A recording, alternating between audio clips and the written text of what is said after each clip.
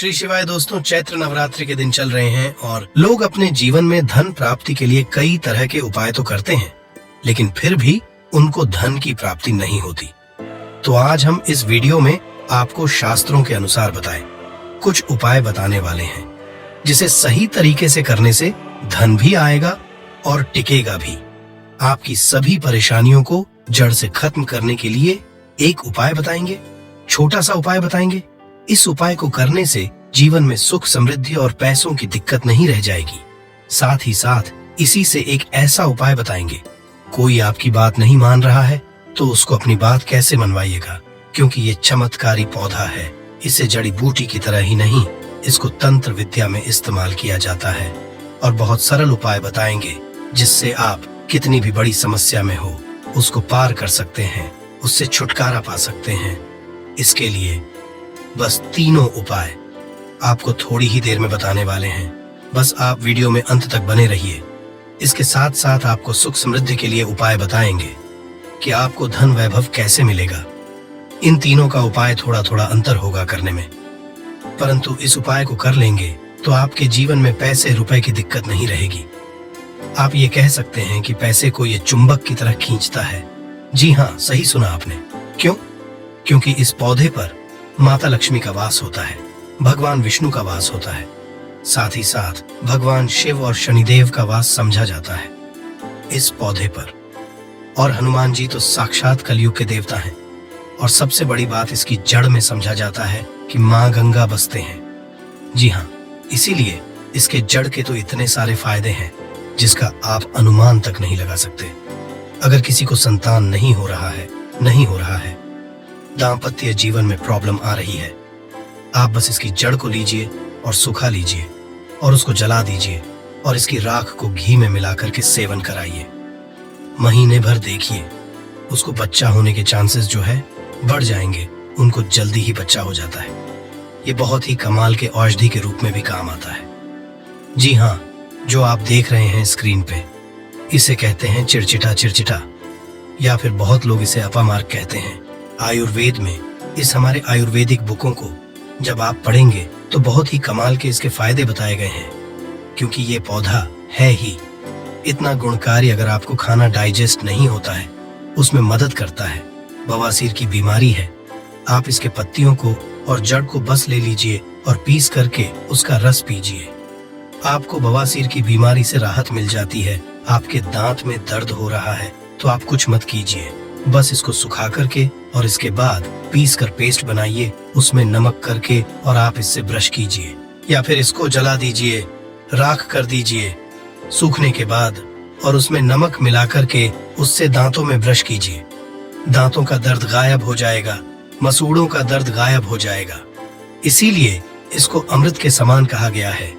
धरती पर ये देवताओं के द्वारा, समझिए, एक तरह से वरदान के रूप में मिला है। हम सभी मानवों को इसका लाभ उठा सकते हैं। आयुर्वेदिक लाभ तो अनगिनत है। अपामार्ग के बारे में आप भी जानते होंगे। छोटे मोटे उपाय बताइएगा कि आपकी साइड इसको कैसे इस्तेमाल किया जाता है।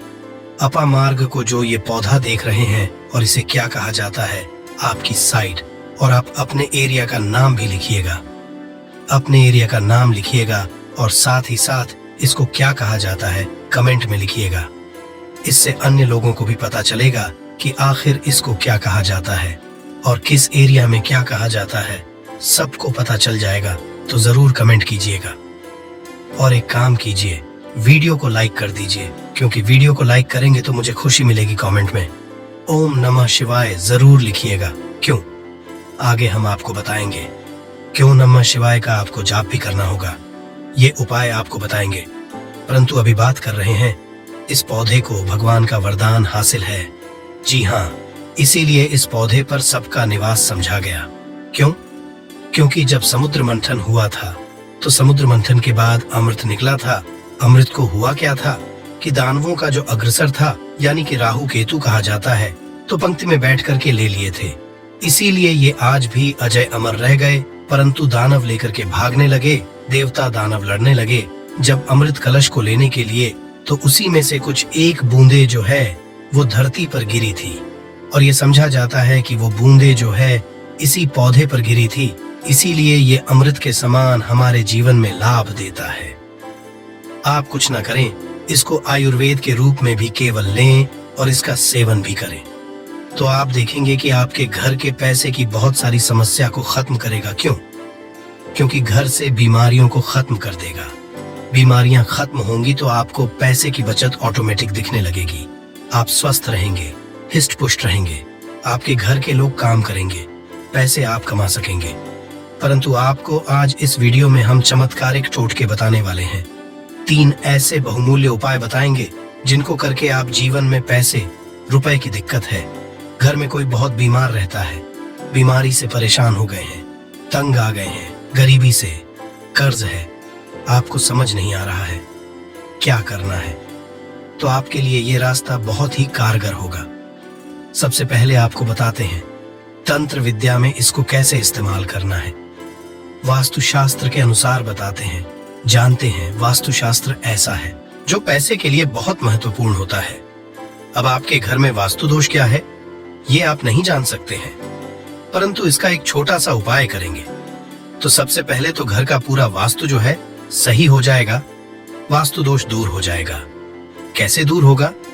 तो इसमें दूध होता है, एक होता है व्हाइट अपामार्क और एक होता है रेड अपामार्क, यानी कि लाल अपामार्क और श्वेत अपामार्क, जिसे उजला भी कहते हैं। आप देखिएगा कि लाल अपामार्क की टहनी लेकर के आइएगा, इससे दातुन किया जाता है, दातुन भी कीजिएगा, आपके दांत सही रहेंगे। और सबसे बड़ी बात क्या होगी, इससे व्यक्ति को वॉक सिद्धि हासिल होती है।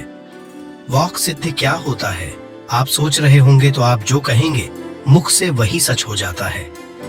जी हाँ, इसी को वॉक सिद्धि है। इस पौधे में अमृत अवस्था है, इससे जो भी दातुन करते हैं आप देखते होंगे। आप नॉर्थ इंडिया में जाइएगा तो एक त्योहार होता है जिसे जितिया कहा जाता है।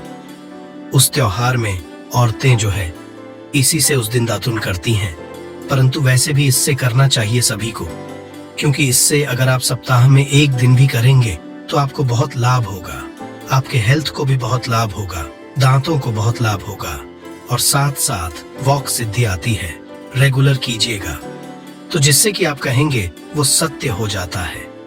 इसके अलावा अपामार्ग की जड़ को आप अगहन महीने की पूर्णिमा तिथि के दिन ध्यान से सुनिएगा। अपामार्ग की जड़ को, इसके जो जड़ होती है उसको अगहन महीने की पूर्णिमा तिथि के दिन क्या करना है, सुबह सुबह में विधि पूर्वक आपको पंचोपचार पूजन करना है, यानी इसका पूजन करना है और इसे मंत्रों से अभिमंत्रित करना है और हाथ में इसको बांध लेना है। इससे क्या होगा, आपके जीवन में भी बड़ी से बड़ी समस्या है वो जड़ से खत्म हो जाएगी। मंत्र क्या बोलना है आपको, इसको अभिमंत्रित क्या करना है, बोलना है ओम। इस मंत्र का, शिव जी के मंत्र का आपको जाप करना है और मन में ध्यान करना है आपको भगवान शिव का। इसीलिए कहा मैंने कि शिव जी का नाम ले लीजिए, मन में स्मरण कर लीजिए, या परेशानियों को दूर कर देंगे, अवघरदानी है। भगवान शिव तो एक बार प्रेम से शिव जी का नाम आंख बंद करके लीजिए और मन में लेने के साथ साथ कमेंट में भी एक बार ओम नमः शिवाय जरूर लिखिए। भगवान शिव का नाम लेने से जीवन में मंगल ही मंगल और कल्याण ही कल्याण होता है। बोलिए हर हर महादेव। दूसरा उपाय बताते हैं आपको श्वेत अपामार्ग का। अभी आपने रेड का सुना, यानी कि लाल वाला जो अपामार्ग होता है उसका सुना आपने। अब श्वेत का सुनिए, यानी कि वाले का कैसे उपयोग करेंगे। तो आपको घर में इसे लगा करके सही जगह रखना है। इससे क्या होगा, सुख समृद्धि की प्राप्ति होगी। इसके अलावा वास्तुशास्त्र के अनुसार बात करें तो संतान प्राप्ति के लिए श्वेत अपा मार्ग का पौधा बहुत अच्छा होता है। इसको जला करके इसकी भस्म को गाय के घी के साथ मिलाकर सेवन कीजिए, आपको बहुत जल्द बच्चा होगा। अगर किसी को बच्चा होने में दिक्कत हो रही है तो ये श्वेत अपामार्ग की जड़ को ले आइएगा। श्वेत अपामार्ग को इसको सुखा करके इसको जला दीजिएगा और इसके बाद क्या करना है, जलाने के बाद आपको इसकी राख का इस्तेमाल करना है। कमाल का लाभ आप देखेंगे कि आप चकित रह जाएंगे कि इतने लाभ है इसके, क्योंकि ये अमृत के समान है धरती पर। जी हाँ, और अगला उपाय जो है सबसे महत्वपूर्ण उपाय है। इसको करने से पहले एक बार भगवान शिव का नाम जरूर लीजिए और मन में मां लक्ष्मी का नाम लीजिए। जी हाँ, माता लक्ष्मी का नाम जरूर लीजिए। भगवान जो है उनकी अर्धांगिनी है, माता लक्ष्मी और भगवान विष्णु का भी वास होता है। इस पौधे पर भगवान विष्णु प्रसन्न हुए तो माता लक्ष्मी तो स्वतः ही घर पर आ जाते हैं। एक बार प्रेम से कमेंट में जरूर लिखिए जय मां लक्ष्मी। जी हाँ, नहीं तो मन में तो बिल्कुल ध्यान कीजिए। अगर लिखेंगे तो मुझे खुशी होगी। जरूर लिखिए। एक बार महालक्ष्मी का नाम कितना भर भी लिखने से या भगवान शिव का नाम लिखने से आपको लाभ ही होने वाला है। तो भगवान शिव का नाम जरूर लिखें और वीडियो को कर दीजिए। अब बात करते हैं कि इसकी अपामार्ग की जड़ को पानी के साथ घिसिएगा। जी हाँ, क्या कीजिएगा? अपामार्ग की जड़ को पानी के साथ घिसिएगा और जिस व्यक्ति को पिला दीजिएगा वो आपके वश में हो जाएगा। ऐसी इसमें शक्ति है कि वो आपकी बात मानने लगेगा। रविवार के दिन पुष्य नक्षत्र में इस पौधे को जड़ सहित उखाड़ लाइएगा। क्या करना है? रविवार के दिन पुष्य नक्षत्र में इस पौधे को जड़ के साथ आपको उखाड़ करके लाना है। इसके बाद गर्भवती महिला की कमर पर मजबूत धागे से बांध देना है। ये जड़ सरलता और शीघ्रता का प्रभाव उत्पन्न करेगी, यानी कि उनको जो भी दिक्कतें होने वाली हैं उसको दूर कर देगी। अब मेन उपाय की बात कर लेते हैं कि अगर आपको जीवन में पैसे की दिक्कत है, रुपए पैसों की दिक्कत है, तंगी है, तो ये उपाय बहुत ही गौर के साथ और ध्यान के साथ सुनिएगा। आपको इसकी पत्तियों का रस तो पीना ही है, इसकी जड़ का रस तो पीना ही, आधा चम्मच। आप कोशिश कीजिए कि ला लीजिए और कोशिश कीजिए 15 से 20 दिनों तक आप लगातार इसका सेवन कीजिए। आप खुद अपने जीवन में बदलाव देखेंगे। परंतु आपको उपाय क्या करना है, एक वो समझ लीजिए। सबसे पहले तो आपको जाकर के धूप बत्ती लाना है, यानी कि अगरबत्ती लाना है, पूजा का पूरा सामान लाना है। इसके बाद इसको कहीं से भी आप मार्ग को उखाड़ करके लाइएगा, जड़ से उखाड़िएगा। ध्यान रखिएगा, जड़ से उखाड़ने के बाद लाने के बाद आप अपने घर के मंदिर में, चाहे वहां भगवान शिव हो या हनु बालाजी या माता रानी हो, जो भी है, परंतु ध्यान रहे भगवान शिव है या फिर माता लक्ष्मी के विष्णु भगवान है तो बहुत अच्छी बात होगी। परंतु विष्णु भगवान की मूर्ति कम चांस रहता है कि घर में हो तो फोटो होगा, तो उसको वहां पर रख लीजिएगा। इसके बाद क्या करना है, वहां पर बैठ करके आपको बस कुछ नहीं करना है, इस जड़ को रख देना है, धूप बत्ती जलाना है, भगवान शिव की पहले आराधना करनी है, अच्छे से माता लक्ष्मी की आराधना करनी है, मन में ध्यान करना है, पूजा करना है, माता लक्ष्मी का पूर्णतः ध्यान करना है। इसके बाद क्या करना है, पहले अपनी गलतियों को बोल देना है कि हे भगवान, मैं कुछ नहीं जानता, मैं अबूझ हूँ, मुझे ज्ञान नहीं है, मुझसे जो भी गलतियां जाने अनजाने हुई हों, इस धरती पर उन सभी से हमें बरी करें, क्षमा करें। मैं कोशिश करूंगा कि आगे से ऐसी गलतियां ना हो, मैं अपने जीवन में सही कार्य करने की कोशिश करूंगा। इसके बाद ईश्वर से कहिए, हे ईश्वर, हे महादेव जी, मेरे जीवन जो भी क्लेश है, जो भी दिक्कतें हैं, पैसे रुपए की तंगी है, वो मेरी दूर कर दीजिए, परेशानी को दूर कीजिए, भाव से पार कीजिए। हे प्रभु, आप मुझ पर कृपा बनाए रखिए। आप देखेंगे कि सरलता के साथ सरल हृदय हैं। हमारे भगवान शिव भोलेनाथ जी आपके जीवन से परेशानियों को दूर कर देंगे, जड़ से मिटा देंगे। परेशानियों को, घर में पैसे की, रुपए की तंगी जो है, गृह क्लेश जो है, ये होगा नहीं, ये सब दूर हो जाएगा और में आपके उमंग आएगा, खुशी आएगी। इसके साथ साथ अगर आप चाहते हैं कि लक्ष्मी प्राप्ति हो तो क्या कीजिएगा, छोटा सा उपाय एक और कीजिएगा। ये जो जड़ आपने वहां पर रखा है, चढ़ाया है, इसकी जड़ को काट लीजिएगा थोड़ा सा, और इसके बाद इस जड़ को आपको क्या करना है, तिजोरी में ले जाकर के रख देना है। थोड़ी सी जड़ को आपको जहां पर पैसा रुपया होता है वहां पर रख देना है। और इसके साथ एक उपाय क्या करना है, देखिए उपाय इसके बहुत सारे होते हैं, परंतु अभी बस पैसे के लिए हम आपको ये वाला रहे हैं। इससे पीछे मैंने उपाय अलग बताया, इससे पीछे वीडियो में मैंने एक अलग उपाय बताया था, उसमें अलग समस्याओं को दूर करने के लिए ये पौधा बहुत ही कमाल का है, बहुत सारी समस्याओं को जड़ से खत्म करता है। परंतु आप पैसे की दिक्कत में है तो चींटियों को थोड़ा थोड़ा सुबह सुबह दाना देना स्टार्ट कर दीजिए। जी हाँ, और अगर आपको लगता है कि आपके ग्रहों में शनिदेव का जो है, उनकी वजह से आपको परेशानी है, अगर आपने कुंडली दिखाया है तो क्या कीजिएगा, आप शनिवार के दिन भगवान को ध्यान कर चींटियों को दाना खिलाइएगा, मछलियों को दाना खिलाइएगा, और आपके दाम्पत्य जीवन में प्रॉब्लम है तो आटे की लोई बनाइएगा। आटे की लोई अपने पति के साथ ही उसको कोशिश कीजिएगा कि मारे, यानी कि साने आटे को, और उसमें घी लगाकर कि पति से उस पर गुड़ रखवाइएगा और साथ में ले जाकर कि गाय को खिला दीजिएगा। गौ माता को खिलाइएगा, प्रणाम कीजिएगा, बोलिएगा जीवन में जो भी परेशानियां हैं, हमारे आपसे झगड़े हैं, वो खत्म हो जाए। देखेंगे आपको इससे निजात मिल जाएगी। घर में प्रेम बढ़ने लगेगा। ये बहुत सुंदर और कमाल का उपाय है, जिसको करने के बाद आपके जीवन में खुद देखेंगे कि बदलाव और लाभ आने लगा है। किसी भी दिन इस वृक्ष को छू लेना, अगली 7 पुश्तों तक माँ लक्ष्मी और माँ दुर्गा का आशीर्वाद मिलेगा। दोस्तों, हमारे हिंदू धर्म में देवी के अनेक स्वरूप कहे गए हैं, जिसमें वृक्षों को भी माँ देवी के स्वरूप कहा जाता है। तो आज मैं आप लोगों को पावन पावनी वृक्ष के बारे में बताऊंगा। नवरात्रि के पावन पर्व चल रहे हैं।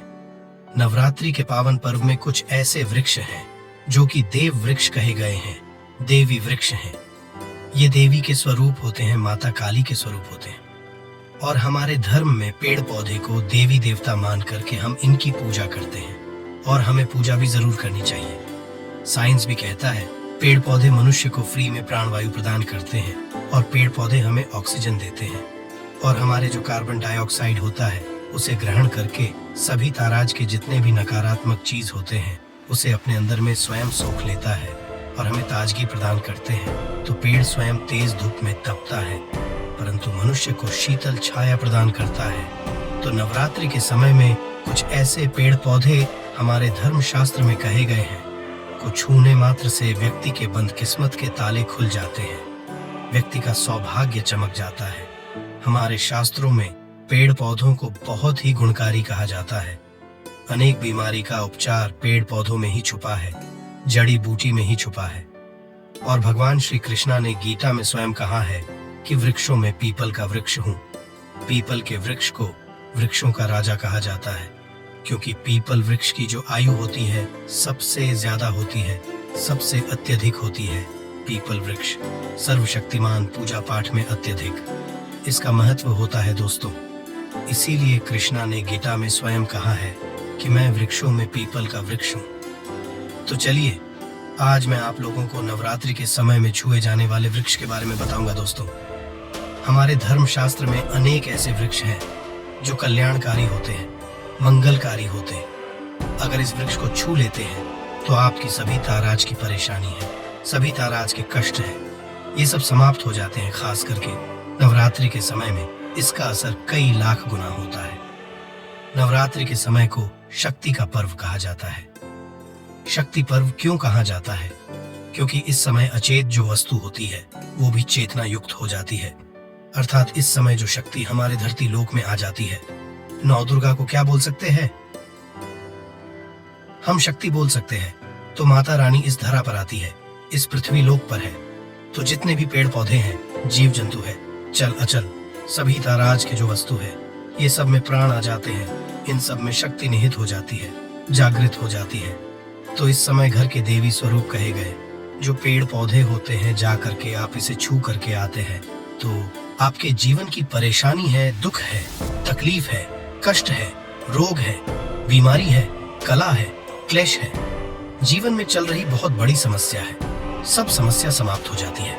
काल सर्प दोष, शनि दोष, राहु दोष तत्काल अपना असर दिखाती है। दोस्तों, आज मैं आप लोगों को 3 पौधों के बारे में बताऊंगा, और ये तीनों पौधे देव वृक्ष कहे जाते हैं। वीडियो को ध्यान से देखना। अगर आज की वीडियो मिस कर दी तो फिर सारी जिंदगी आपको पछताना पड़ेगा, क्योंकि नवरात्रि ही ऐसा पर्व होता है, एक ऐसा समय होता है, केवल 9 दिनों के भीतर में आपको लंबी पूजा पाठ करने की जरूरत नहीं पड़ती। केवल 9 दिनों के भीतर में ही आप अपनी समस्या को, आप अपनी गरीबी को स्वयं अपनी आंखों से समाप्त होते हुए देख सकते हैं। मैं जिस वृक्ष में बता रहा हूँ, ये सारे वृक्ष आपको अपने घरों के आसपास में बहुत ही आसानी से मिल जाएंगे। दोस्तों, वीडियो में आगे बढ़ने से पहले, जानकारी बताने से पहले, अभी तक कमेंट बॉक्स में जय माता दी नहीं लिखे हैं तो जय माता दी जरूर लिखना। जब आप हमारे कमेंट बॉक्स जय माता दी लिखते हैं तो हमें काफी हर्ष होता है, काफी उल्लास होता है। आप हमारी वीडियो को लाइक करते हैं तो हमारा मनोबल बढ़ता है और आप सभी लोगों के लिए इस तारा ज्ञान भरी जो अच्छी अच्छी जानकारी होती है आप सभी लोगों के करके आते हैं। तो अगर आप इस ताराज की जानकारी में इंटरेस्ट रखते हैं, स्माइल फैमिली चैनल को अगर सपोर्ट करना चाहते हैं, तो आप हमारे चैनल को सब्सक्राइब कर हमारा सपोर्ट जरूर करें। दोस्तों, मेरे जो उपाय होते हैं आप लोगों को मैं सरल से सरल आसान उपाय बताता हूँ, जो उपाय बहुत ही सरल होते हैं, बहुत ही आसान होते हैं और ये रामबाण काम करते हैं। जिस तरह आज प्रभु राम के जो बाण होते हैं अचूक होते हैं, उसी तरह आज मेरे वीडियो में बताए गए जो उपाय होते हैं अचूक होते हैं, कभी भी असर नहीं होते हैं। तो वीडियो को ध्यान से देखना। कौन से ऐसे 3 वृक्ष हैं जिसे हमें छू करके नवरात्रि के समय में जरूर आना चाहिए। एक खास बात सभी दर्शकों को बताना चाहूंगा, नवरात्रि के समय में जितना ज्यादा हो सके देव वृक्ष की पूजा जरूर करना। दोस्तों, देव वृक्ष में कई तारा आज के वृक्ष होते हैं। चलिए मैं आप लोगों को बताना चाहूंगा कौन से को छूने से हमारी गरीबी मिटती है। पहला जो वृक्ष है बेल का वृक्ष। जो बेल का वृक्ष है ये वृक्ष माता पार्वती के पसीने से उत्पन्न हुआ है। स्कंद पुराण के जो माता पार्वती है ये देवी स्वरूप कही गई है, अर्थात ये 9 दुर्गा के स्वरूप कही गई है। तो स्कंद पुराण की कथा में कहा गया है जो बेल का वृक्ष है माता पार्वती के पसीने से उत्पन्न हुआ है। इसकी डाली में पार्वती, जड़ में ब्रह्म, तने में विष्णु एवं समस्त जो हिस्से हैं उसमें भगवान शंकर जी बसते हैं। संध्या काल में शिव मंदिर के समीप या 9 दुर्गा मंदिर के समीप जो बेल के वृक्ष है, इसके नीचे में घी का दीपक जलाने से व्यक्ति गुणवान एवं पराक्रमी बनता है। व्यक्ति के सभी के मनोरथ की पूर्ति होती है। हमारे धर्मशास्त्र ये भी कहते हैं नवरात्रि के समय में अगर कोई भी व्यक्ति, जी हाँ, नवरात्रि के समय में अगर कोई भी व्यक्ति बेल के वृक्ष को माता नवदुर्गा का ध्यान करते हुए 7 बार छू करके आ जाते हैं, तो ऐसे व्यक्ति की तत्काल अगर उपवास व्रत रखा है, ध्यान से सुनिएगा, जो लोग उपवास व्रत रखे हैं ऐसे व्यक्ति की थकान सुस्ती तत्काल चली जाती है। ध्यान से सुनिए, जो व्यक्ति उपवास रखे है, व्रत रखे हैं, व्यक्ति को कि समय में जितना ज्यादा हो सके संध्या काल में बेल के वृक्ष को जरूर छूना चाहिए। केवल आप ज्यादा नहीं छू सकते तो 7 बार छू करके जरूर आ जाना और बेल वृक्ष के नीचे में घी का दीपक जरूर जला देना। दोस्तों, घी का दीपक जलाते हैं तो इसके क्या फायदे मिलते हैं ये भी इस वीडियो में बताऊंगा। मैं सारी जानकारी इस वीडियो में विस्तार से बता रहा हूँ, इसलिए आज की वीडियो थोड़ी बड़ी बन सकती है। हो सकता है 15 मिनट की वीडियो बन जाए, परंतु अपना पूरा समय ना देना, क्योंकि जब हम उपवास व्रत रखते हैं तो हमारे शरीर में काफी थकान आ जाती है, हमारे शरीर में की कमी होने लगती है। हालांकि हमें अध्यात्म ऊर्जा हासिल होती है, परंतु हमारे शरीर में ऊर्जा की कमी होने लगती है। भोजन ना करने के कारण हमारे शरीर में ऊर्जा की कमी होती है और इस ऊर्जा को बरकरार रखने के लिए, इस ऊर्जा को हासिल करने के लिए हमें बेल वृक्ष को छूना चाहिए। दोस्तों, अनेक संत महात्माओं ने बेल वृक्ष के पत्ते को खा करके तपस्या की है एवं कई तारा सिद्धियां हासिल की है। धर्मशास्त्र कहते हैं अगर नवरात्रि के समय में बेल के पत्ते खाए जाएं, तो जो व्यक्ति लंबे समय से जो मंत्र के जाप कर रहे हैं, सिद्धि हासिल नहीं हो पा रही है, फिर कुछ आप सिद्धि को हासिल कर रहे हैं, जो सिद्धि आपको काफी लंबे समय से हासिल बेल के पत्ते खाने से वह सिद्धि जल्दी हासिल होती है। इसके नीचे घी का दीपक जलाने से हमें सिद्धि की हासिल होती है। सिद्धि का मतलब होता है कार्य में सफलता। तो जो लंबे समय से आपके कार्य नहीं हो पा रहे हैं, उस कार्य में नवरात्रि के समय में जितने भी दिन हो सके, आप जो जब भी आपको समय मिले तो शाम के समय में घी का दीपक जरूर जला देना। और अगर कोई भी व्यक्ति नवरात्रि के समय में, सुनिए, अगर कोई भी व्यक्ति नवरात्रि के अगर बेल वृक्ष की जड़ में दूध चढ़ाते हैं तो सभी ताराज के व्याधि दूर होती है। अगर सिंदूर युक्त गंगा जल चढ़ाते हैं तो व्यक्ति की गरीबी मिटती है। अगर तिल चढ़ाते हैं बेल वृक्ष के जड़ में तो सौभाग्य की हासिल होती है। और अगर बेल वृक्ष के तीनों पत्तों में दोस्तों त्रिदेवी कही गई है, जैसे कि महाकाली, महालक्ष्मी, महासरस्वती, तो अगर बेल के जो 3 पत्ते हैं, महालक्ष्मी, महाकाली महासरस्वती के स्वरूप कहे गए हैं। तो बेल के अगर तीनों पत्तों में एम, दूसरे पत्ते में हिरम हुए, तीसरे पत्ते में क्लीन, तो इस ताराज बेल के तीनों पत्ते में लिखकर कि अगर माँ नौ दुर्गा को सिंदूर से लिख करके चढ़ाना होता है, सिंदूर से लिख करके चढ़ाया जाए तो तत्काल उसी समय मनोकामना की पूर्ति होती है, कार्य में सफलता मिलती है। कोई लंबे समय से आपकी मनोकामना हो, आप चाहते हैं वो मनोकामना पूर्ण हो जाए, तो ये उपाय जरूर करिएगा। दोस्तों, इसकी जड़ में ध्यान से सुनिए। नवरात्रि के समय में इसकी जड़ में अगर तांबे की कोई भी रिंग होती है, जिसे हम एक ताराज के तांबे की जो धातु है ये मंगल से जुड़ी हुई है, तो अगर नवरात्रि के समय में इसकी जड़ में तांबे की जो रिंग होती है, अंगूठी होती है, अगर आप 4 अंगुलखन करके दबा करके आ जाते हैं, नवरात्रि भर इसे दबे रहने देना है। इसके बाद अगर पहन लेते हैं तो वह जागृत हो जाती है, क्योंकि जो बेल के वृक्ष है स्वयं जागृत कहे गए हैं, और नवरात्रि के समय में इसकी जो आवरा होती है, इसकी जो ऊर्जा होती है अत्यधिक बढ़ जाती है। फिर अगर आप इस ताराज की अंगूठी को पहनते हैं तो कभी भी आपको रक्त संबंधी समस्या नहीं आती, शनि का दोष नहीं सताता, राहु की पीड़ा नहीं सताती, और नौ दुर्गा की कृपा से सदैव आप सुरक्षित रहते हैं। ऐसे व्यक्ति की कभी भी अकाल मृत्यु नहीं होती। दोस्तों, मैं पौधे के बारे में जो बता रहा हूँ वो पौधा भी जान लीजिए। मैं जो दूसरे पौधे के बारे में बता रहा हूँ ये शमी का वृक्ष है। शमी के वृक्ष को जगदम्बा के स्वरूप कहा गया है।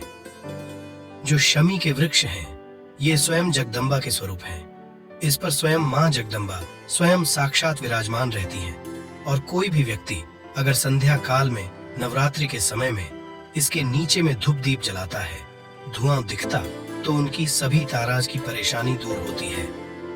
धर्मशास्त्र कहते हैं अगर कोई भी नवरात्रि के पूरे समय में हो सके, अगर आप एक दिन भी करना चाहते हैं तो आप ये उपाय एक दिन भी कर सकते हैं, पंचमी या सप्तमी के दिन कर सकते हैं। तो हमारे धर्मशास्त्र में कहा गया है अगर नवरात्रि के समय में लाल चूड़ी अगर कोई भी व्यक्ति मनोकामना बोलते हुए शनि के वृक्ष में बंधे तो वह मनोकामना की पूर्ति होती है। लाल चूड़ी अगर कोई भी महिला जाकर के बांधती है तो उन्हें सौभाग्य की हासिली होती है, उनके पति की भी अकाल मृत्यु नहीं होती। इसकी जड़ में सिंदूर डालने से व्यक्ति को आरोग्य की हासिली होती है। जो लोग लंबे समय से बीमार पड़े हैं, ऐसे व्यक्ति के जो घर में रहने वाले सदस्य हैं, वो लोग जो बीमार पड़े हैं, उनके शरीर से 7 बार सिंदूर को उतारा करके शमी की जड़ में डाल सकते हैं, तो उनके रोग जल्दी ठीक हो जाएंगे। जो लोग लंबे समय से बीमार पड़े हैं या फिर आप बीमारी से बचना चाहते हैं, निरोग रहना चाहते हैं, तो इसकी जड़ में सिंदूर जरूर डालें मनोकामना पूर्ति करने के लिए। मैं एक मंत्र बता रहा हूँ, इस मंत्र को हुए के वृक्ष को छूना है। इस मंत्र को बोलते हुए शनि के वृक्ष को छूना है। आप तत्काल नवरात्रि के समय में इसका रिजल्ट देखना। जैसे ही नवरात्रि समाप्त होगा, आपकी जो मनोकामना है उसकी पूर्ति हो जाएगी। आपकी जो दरिद्रता है वो दरिद्रता समाप्त हो जाएगी। तो मंत्र कौन सा है? तो आपको बोलना है मम मनोरथ, पूरे मम दरिद्रा नाश से ये मंत्र आपको बोलना है। ये मंत्र बोलते हुए शनि के वृक्ष को छूना है। सभी ताराज के आपके मनोरथ की पूर्ति होगी। जो दरिद्रता है, दरिद्रता समाप्त हो जाएगी। छू मंत्र हो, ये आपको छूते हुए बोलना है। आप चाहते हो तो नवरात्रि के समय में मौली धागे भी शामी के वृक्ष पर बांध सकते हो। अधिकतर लोग मौली धागे बांधते हैं। मौली धागे बांधने से माता रानी आपसे बंध जाती है। दोस्तों, कहने का मतलब है कि माता रानी आजीवन आपका साथ देती है, आपके हर कदम में मार्गदर्शन करती है। इसकी जड़ की मिट्टी ला करके ध्यान से सुनिए। नवरात्रि के समय में अगर आप जो है 9 दुर्गा की कर पा रहे हैं, व्रत नहीं कर पा रहे हैं किसी कारणवश, तो इसकी जड़ की मिट्टी ला करके नवरात्रि के समय में स्नान करने से व्यक्ति का भाग्य उदय हो जाता है, व्यक्ति का भाग्य चमक जाता है, व्यक्ति की जो फूटी किस्मत होती है वो भी चमक जाती है। आप में से अधिकतर लोग बोलते हैं न कि गुरुजी, हमसे लक्ष्मी नाराज हो चुकी है, लक्ष्मी हमारे घर में आना ही बंद कर चुकी है। तो आप चाहते हैं कि लक्ष्मी की कृपा हासिल हो जाए, तो नित्य नवरात्रि के समय में इसकी मिट्टी को ला करके नवरात्रि के समय में स्नान करना शुरू कर दीजिए। नहाने वाले पानी करके स्नान करना शुरू कर दीजिए। आप दोष दूर हो जाएंगे। आपके शरीर से किसी भी तारा आज की पीड़ा है, नकारात्मक शक्ति आपके शरीर में प्रवेश कर गई है, वो भी समाप्त हो जाएगी दोस्तों। तीसरे क्रम में मैं जिस वृक्ष के बारे में बता रहा हूं मित्रों, इस वृक्ष को देव वृक्ष भी कहा जाता है। जो तीसरा वृक्ष है वो है परिजात का वृक्ष। परिजात का वृक्ष समुद्र मंथन से उत्पन्न हुआ था और ये देवराज इंद्रा के नंदन वन में स्थापित किया गया था। परिजात वृक्ष भगवान कृष्णा ने मानव जन कल्याण के लिए धरती लाए थे। जो पारिजात का वृक्ष है, इसे भी लक्ष्मी का स्वरूप कहा गया है, क्योंकि माता लक्ष्मी भी समुद्र से उत्पन्न हुई है और परिजात के वृक्ष भी समुद्र से उत्पन्न हुआ। इस नाते ये माता लक्ष्मी की बहन कही जाती है। तो ऐसा समझा जाता है कि कोई भी मनुष्य, उनके शरीर में कितनी भी ज्यादा थकान हो, कितनी भी पीड़ा हो, जैसे कि नवरात्रि के अगर आप व्रत रख रहे हैं, व्रत के दौरान अगर आप शरीर में थकान है, पीड़ा है, तो परिजात के वृक्ष को शाम के समय में छू करके जरूर आ जाना। आप चाहते हो तो नवरात्रि के किसी में आपको टाइम मिले, उस समय में इसके वृक्ष को छू सकते हैं। इसके वृक्ष को छूते ही तत्काल शरीर से पीड़ा है, जो थकान है, सुस्ती है, कमजोरी है, वह समाप्त हो जाती है। इस वृक्ष के नीचे में अगर नवरात्रि के समय में घी का दीपक जलाया जाए, चुटकी भर सिंदूर अगर इसकी जड़ में डाला जाए, तो सभी ताराज की मनोकामना की पूर्ति होती है। परंतु आपको जरूर करनी है कि हे परिजात वृक्ष, आप देवी स्वरूप कही जाती हैं। आप हमारी सभी ताराज की पीड़ा को दूर करें। ग्रह दोष है, लक्ष्मी दोष है, इसे आप समाप्त करें। लक्ष्मी स्वयं आपकी बहन है। माता लक्ष्मी का हमारे जीवन में प्रवेश कर जाए, इस तराज का आप हमें आशीर्वाद प्रदान करें। इस तराज से आप इनसे जो है मनोकामना बोल सकते हैं, मनोरथ बोल सकते हैं। ये लक्ष्मी की बहन कही गई है, क्योंकि समुद्र मंथन से ये उत्पन्न हुआ है। तो अगर आप भी जल्द धनवान बनना चाहते हैं, आपके जीवन में कोई है, कोई कामना अधूरी रह गई है, तो हमने 3 वृक्ष के बारे में बताया है। इन 3 वृक्ष को नवरात्रि के समय में छूना शुरू कर सकते हैं। और अगर कोई व्यक्ति ये तीनों वृक्ष को छू लेते हैं, ध्यान से सुनिए, अगर तीनों वृक्ष को छू लेते हैं, तो ऐसे व्यक्ति के कार्य सफल होने से, ऐसे व्यक्ति की मनोकामना पूर्ण होने से दुनिया की कोई भी शक्ति नहीं रोक पाएगी। मनोकामना पूर्ति करने के लिए, कार्य में प्रगति हासिल करने के लिए, अपनी किस्मत को चमका, सोए हुए भाग्य को जागृत करने के लिए नवरात्रि में ये उपाय जरूर करिएगा। दोस्तों, ये उपाय सोने पे सुहागा होगा। ये आपकी जिंदगी को संवार देंगे, आपकी जिंदगी में चल रही परेशानी को दूर कर देंगे। तो ये जानकारी कैसी लगी, हमें कमेंट सेक्शन में जरूर बताना। और इस जानकारी को तक सीमित मत रखना, इस जानकारी को आगे जरूर शेयर करना, क्योंकि ज्ञान बढ़ाने से ज्ञान बढ़ता है। हो सकता है आप इस वीडियो को शेयर आगे करेंगे तो कोई व्यक्ति नवरात्रि के समय में थकान महसूस